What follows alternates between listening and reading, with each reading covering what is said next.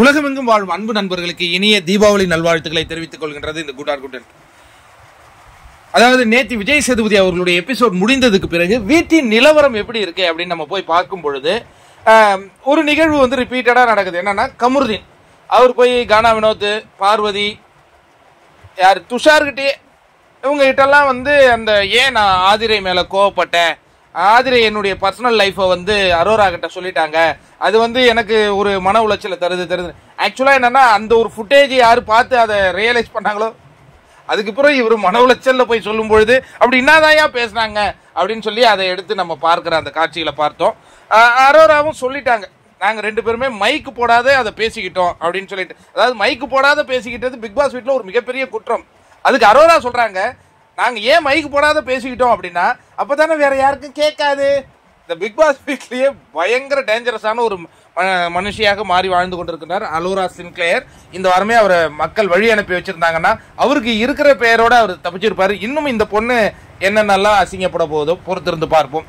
அதற்கு அடுத்தது நேற்று பிறந்த நாள் அவங்க அம்மா கொண்டாடினாங்க. சார் இதை நீங்க சொல்லணும், அவங்க ரொம்ப பெருமைப்படுவாங்க அப்படின்னு சொன்ன துஷார், ஜெய் சேதுபதி அவ்வளவு படிச்சு சொல்றார், தம்பி கவனத்தை சிதற விடாத தம்பி, கேமுக்காக வந்திருக்க தம்பி, உன்னை யாருக்குமே தெரியாது, ஆனா இந்த பிக் பாஸ் மேடையை பயன்படுத்தி உனக்கு பல பேருக்கு தெரியும், ஒரு வாழ்க்கையில முன்னேறி போ தம்பின்னா நான் அரோரா பின்னாடி தான் போவேன்ட்டு அந்த பையன் இதே நிலையில வாழ்றாரு. அவருக்கு நம்ம வாழ்த்துக்களை தெரிவிச்சுப்போம். விதி யாரு விட்டுச்சு, ஒரு வாய்ப்பு கிடைக்குது அதை பயன்படுத்தி முன்னேறுங்கடான்னா இது உட்காந்துக்கிட்டு இருக்குது. சரி, அதற்கு அடுத்ததாக வேற என்னெல்லாம் நிகழ்வு வந்தது அப்படின்னு பாத்தீங்கன்னா, கனி இன்னும் பிக் பாஸ் வந்து அதிகாரமா அவங்க கேப்டனா அறிவிக்கல, பட் அவங்க இப்பவே கேப்டனாக செயல்பட்டு இருக்காங்க. ஏன்னா திவாகரும் இந்த யார் கானா வினோத்தும் அந்த பெட்ரூம்ல வழக்கம் போல கத்துறாங்க, வந்து அவங்க அதை அதட்டி அதை திருத்திட்டு போறாங்க.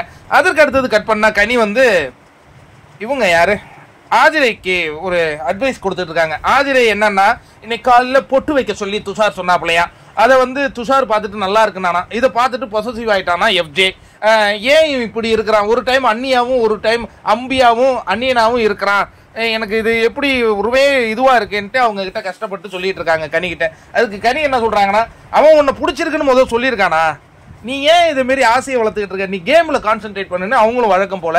அதாவது இந்த பிக் பாஸ் வீட்ல சிலர் வந்து கேம்லயே கான்சென்ட்ரேட் பண்ணாத இதுலயோ கான்சென்ட்ரேட் பண்ணிட்டு இருக்கிறதாக மற்றவங்களாம் நினைச்சிட்டு இருக்காங்க. ஆனா அவங்க மற்றதுல கான்சென்ட்ரேட் பண்ணதுனால தான் இந்த வாரம் எவிக்ஷன்ல இருந்து தப்பிச்சாங்கிறது கனியக்காவுக்கு தெரியல. வேற என்ன நண்பர்களே, எனவே ஹாப்பி தீபாவளி. முதல் ப்ரோமோ நமக்கு கண் முன்னாடி தெரியுது என்ன வரும்ட்டு. என்ன வரும், பிக் பாஸ் வீட்டில் தீபாவளி அப்படின்னு சொல்லிட்டு எல்லாம் மகிழ்ச்சியா தீபாவளி தான் கொண்டாடுவாங்க.